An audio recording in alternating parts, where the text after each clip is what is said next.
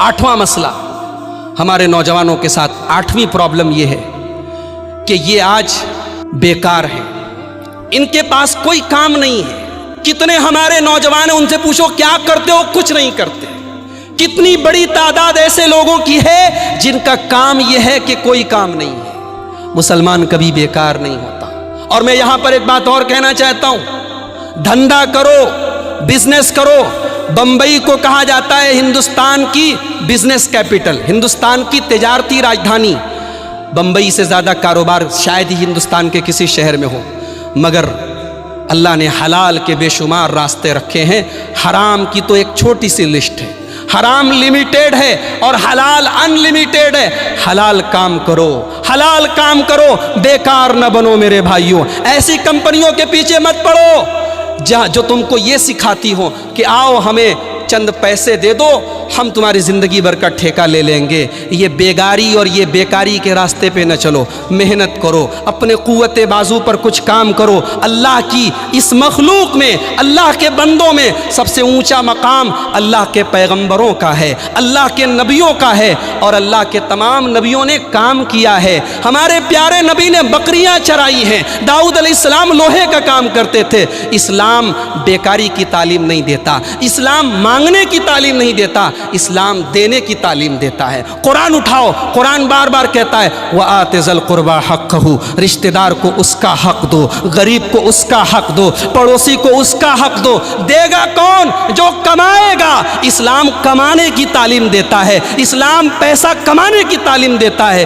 ہاں، اسلام ایک کنڈیشن لگاتا ہے، جائز اور حلال راستہ اپناؤ۔ ارے اسلام تو وہ دین ہے، شریعت تو وہ شریعت ہے کہ جمعہ کے دن جمعہ کی نماز پڑھنے کے بعد اللہ کہتا ہے فَإِذَا قُضِيَتِ الصَّلَاةُ فَانْتَشِرُوا فِي الْأَرْضِ وَابْتَغُوا مِنْ فَضْلِ اللَّهِ۔ جمعہ کی نماز ہو گئی، سنتیں پڑھ لی، عبادت سے فارغ ہو گئے تو گھر آ کے آرام مت کرو، نکل جاؤ اپنے کام میں، اللہ کی زمین میں پھیل جاؤ، اپنی روزی روٹی میں لگ جاؤ۔ تو ہمارے نوجوان بیکار ہیں، اور بیکاری کی وجہ سے بھی بہت سارے جرائم اور کرائمز ہمارے سماج میں بڑھتے ہیں۔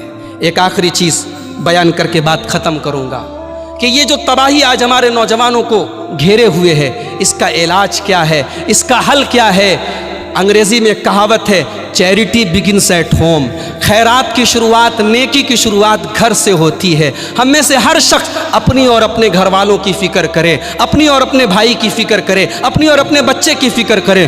قُوا أَنفُسَكُمْ وَأَهْلِيكُمْ نَارًا، اپنے آپ کو اور اپنے گھر والوں کو جہنم کی آگ سے بچاؤ۔ یہی پیغام آج کی اس دعوت حق کانفرنس کے پلیٹ فارم سے میں آپ کو دیتا ہوں۔ اللہ سے دعا ہے اللہ ہمارے نوجوانوں کو ہر قسم کی برائی سے محفوظ رکھے، اللہ ہمارے نوجوانوں کو امت کے لیے مفید اور کارآمد بنائے۔ اللہ ہمارے وہ نوجوان جو کسی قسم کی نشے کے عادی ہیں، نشے کی لت ہے، اللہ ان کی اس لت کو دور کر کے انہیں نیک اور صالح بنا دے۔ اللہ ہم سب کے دین و ایمان کی حفاظت فرمائے، اللہ ہمارے علماء حق کی حفاظت فرمائے، اللہ ہمارے وطن کی، ہمارے ملک کی حفاظت فرمائے۔ ہمارے ملک کی کہ امن اور سکون کو جو لوگ ختم کرنا چاہتے ہیں، اللہ ایسی طاقتوں کو ناکام کر دے۔ رب العالمین ہمارے اس منہج اور اس مسلک کو، کتاب و سنت کی اس دعوت کو گاؤں گاؤں، شہر شہر، نگر نگر، گلی گلی، چپے چپے تک ہمیں پہنچانے کی توفیق عطا فرمائے۔ رب العالمین ہماری خواتین اور ماؤں بہنوں کو بھی اسلامی شرم و حیا اور اسلامی پردے کا پاسدار بنا دے۔ رب العالمین ہمارے بزرگوں کو، ہمارے نوجوانوں کو،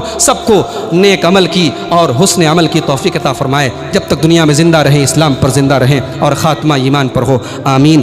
وآخر دعوانا ان الحمد للہ رب العالمین۔